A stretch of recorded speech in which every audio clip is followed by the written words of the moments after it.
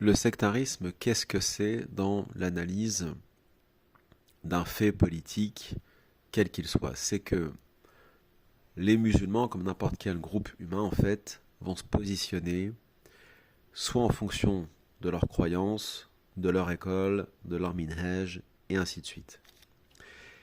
Pourquoi ce n'est pas une bonne chose? Ce n'est pas une bonne chose parce que cette méthode va brouiller, on va dire, la bonne compréhension d'un conflit qui soit politique, économique, social, culturel, etc. C'est pareil d'un point de vue justement politique. Si on est de gauche, on va penser comme un gauchiste. Si on est de droite, on va penser comme un droitardé. Si on est d'extrême droite ou d'extrême centre, on va penser de telle ou telle façon. Or, ce que je remarque, c'est que malheureusement, la majorité des humains ne peuvent pas penser, ne peuvent pas réfléchir, produire une réflexion en dehors, on va dire, de leur logiciel.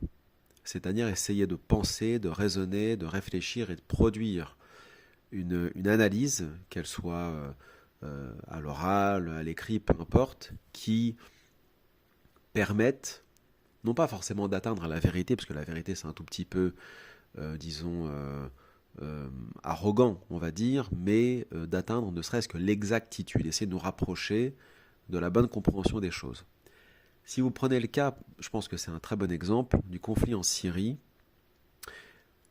pendant 10 ans, d'un côté, on avait les pro-régimes, aveuglés par la propagande tantôt des milices chiites pro-Iran et par la propagande iranienne, la propagande du Hezbollah, etc., qui présentait les rebelles syriens comme tantôt des agents de la CIA, tantôt des agents du Mossad, tantôt tous des combattants wahhabites, tekfiriyin, égorgeurs, etc., y compris les femmes et les enfants.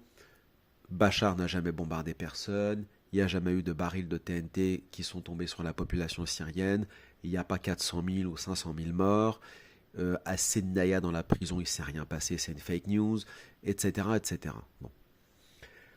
D'un autre côté, les anti-régimes, tout à fait légitimes, parce qu'on ne peut pas soutenir Bachar el-Assad si on est vraiment musulman, si on sait lire le Coran à l'endroit, c'est pas possible, expliquent là actuellement ce qui se passe en Syrie, c'est une très bonne chose. Jolani est un résistant, Jolani est un vrai combattant, Jolani est un patriote, Jolani a vraiment fait plier Bachar, l'Iran, la Russie, etc. Et d'un autre côté, il va faire de la Syrie un État islamique sunnite, nanani, nanana, enfin bref. Toutes ces analyses sont bidons. Toutes. Quand vous êtes face à ceux qui soutiennent la première théorie, on va dire, les chiites pro-Iran, pro-Bachar, et que vous leur expliquez qu'ils ont tort pour X ou Y raison, immédiatement ils vous taxent de wahhabites, d'agents turcs et que sais-je encore. Quand vous leur répondez que vous vous en foutez littéralement de la Turquie, de Erdogan, voire même vous êtes contre, que vous êtes anti-wahhabisme, que vous vous opposez à toute forme de persécution vis-à-vis des chiites, y compris même des alaouites, etc., et que vous ne défendez pas non plus ni Jolani, ni HTS, ni rien de tout cela, ils sont perdus. Il y a un bug dans leur dans leur logiciel. Ils sont comme face à un mur, ils sont piégés en fait, voilà, face à une énigme en quelque sorte, impossible à résoudre. C'est là que ça devient compliqué mais intéressant pour mesurer à quel point les humains majoritairement sont matrixés, hein, comme diraient les jeunes, rangés, classés, hein, comme des dossiers, tel tiroir, voilà. Ça ne peut pas être gris. Tout est forcément noir ou blanc. Il n'y a aucune forme de nuance. Et on ne peut pas sortir de son logiciel sur tel dossier. Tu es musulman, tu dois penser comme ça. Non, non, ça ne marche pas comme ça. La logique du chercheur, d'ailleurs qu'il soit musulman ou pas, mais là on parle de l'islam. Le talib al-ilm, l'étudiant en sciences, le talib, quand il étudie, qu'est-ce qu'il fait? Il est censé chercher l'exactitude. Nous, pendant des années, en tant que sunnites, parfois, on nous a dit non, il faut suivre le ijma', il faut suivre les hadiths, les plus sahih, etc. On ne peut pas critiquer les hadiths, on ne peut pas critiquer l'ijma', on ne peut pas critiquer les 4 écoles, on ne peut pas critiquer les avis présentés comme mashhour, prépondérants, etc. C'est une secte. C'est une secte, c'est une prison. Ça ne marche pas comme ça.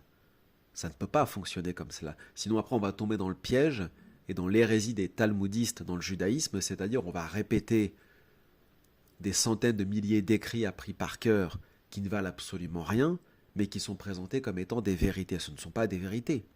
Ce ne sont que des productions humaines. Ce sont des ijtihad, des analyses, des efforts d'interprétation, et dire « nous avons la vérité, nous avons raison », un peu comme l'autre avec son émission « un tel a presque toujours raison, et 90% du temps il a tort », c'est de l'arrogance. Ce n'est pas ça, être musulman, justement. Ça, c'est le minhaj de Iblis. C'est l'arrogance qui parle. C'est-à-dire, j'ai raison, vous avez tort, mais sans preuve. En fait, le musulman se doit d'être un peu, beaucoup rationaliste, en fait. Voire même un peu cartésien, d'une certaine façon. C'est-à-dire fonctionner quand même avec des vraies preuves. C'est pas une demi-preuve plus une demi-preuve égale une preuve. Moi, je me souviens, il y a une vingtaine d'années, dans les réseaux plutôt wahhabis, tekfirines, plutôt radicaux, pro-talibans, etc., tous les petits wahhabis, tous les petits trolls, on va dire talibans sur Internet, sur Facebook à l'époque, en 2009-2010, répétaient toujours le même narratif par rapport au commandant Massoud. C'était « c'est un agent sioniste, il a rencontré BHL, il travaillait pour BHL, etc. etc. » Bon, tout en admettant que ce soit vrai, ce qui était faux, mais tout en admettant que ce soit vrai, tu calquais la même situation avec la Bosnie, parce que tous ces petits wahhabis, takfirines, pro-talibans, etc., soutenaient les djihadistes, tous les égorgeurs de Bosnie de l'époque, et tu leur dis, bah tiens, regarde ton président, là, Alija Izetbegovic, il est assis entre BHL et Bernard Kouchner, et là, ils n'avaient plus rien à dire, de bloquer, voilà, ils disparaissaient. Fin du débat. Donc, vous voyez, toutes ces logiques sont des logiques sectaires, qui ne mènent à rien, et qui ne relèvent pas d'une analyse profonde, qui cherche à atteindre l'exactitude des faits. C'est juste du ressenti, de la passion. Après, ils sont jeunes très souvent, mais même chez les vieux, c'est comme ça aujourd'hui. Les gens ne réfléchissent pas. Ils ne savent pas ce que penser veut dire. Penser, réfléchir, ne pas se tromper. Vous n'êtes pas avec Zemmour, vous êtes avec Mélenchon. Mais moi, je m'en tape de Mélenchon. Mélenchon est un gauchiste hystérique pro-LGBT, pro-féministe. Je suis musulman, je suis anti tout cela. Bon. Zemmour est un quasi-agent israélien, un provocateur qui essaie de pousser la France dans la guerre civile. C'est pas un patriote, c'est même pas vraiment un Français, donc je m'en fous aussi. Mais actuellement, le débat en France, et partout, même aux États-Unis, on le voit, entre les Trumpistes, les Bidenistes, etc. Là, vous avez des individus qui nous présentent Trump comme étant un nationaliste américain qui va sortir l'Amérique du wokisme, du sionisme, mais tout ce qu'il fait contredit ce qu'ils disent. Mais ils s'entêtent et maintiennent cette bêtise malgré tout. Ces bêtises, pardon, malgré tout. C'est ça le fanatisme. Voyez ? Et c'est ça ce que certains, notamment l'auteur assez controversé, Hervé Rissan, a voulu dénoncer à une époque dans ses livres, quand il parlait du fanatisme au sein du judaïsme, c'est-à-dire la pensée arrêtée, butée sur des dogmes qu'on peut critiquer parce qu'ils sont inconsistants, ils sont faibles, ou bloquée sur des pensées, des grilles de lecture, des moyens, des méthodes de réflexion qui sont totalement obsolètes en fait. Et sur tous les sujets, c'est comme ça. Alors après, il y a des sujets, bien évidemment, vous le savez très bien, qu'on ne peut pas critiquer, qu'on ne peut pas remettre en question parce qu'il y a des lois, etc. Mais enfin, logiquement, tout ou presque tout dans la vie devrait être passé au crible de la critique, de la révision, etc. Mais dire cela à des esprits qui sont fermés et qui sont sectaires, mais tous, gauchistes, droitardés, sunnites, chiites, tous sont piégés là-dedans en fait. Et nous, en tant que musulmans, questionner nos sources et les critiquer, en dehors du Coran, le Coran pour nous, ok, mais après, les hadiths, les athars, les fatwas, tout est critiquable.